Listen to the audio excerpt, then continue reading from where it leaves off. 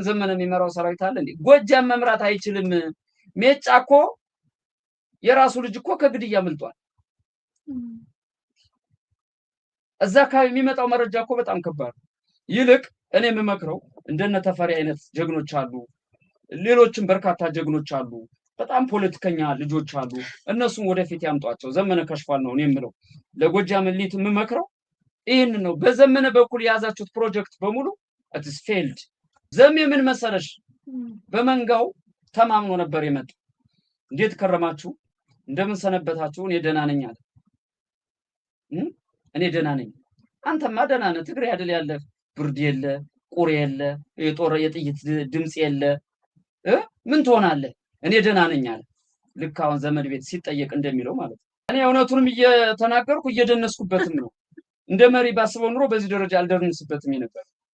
አሁን መሪ አይደለም ለኔ ዘመነ የሚባል ሰው በቃ 3 ፊደል እንደተሸከመ ቀልጧል።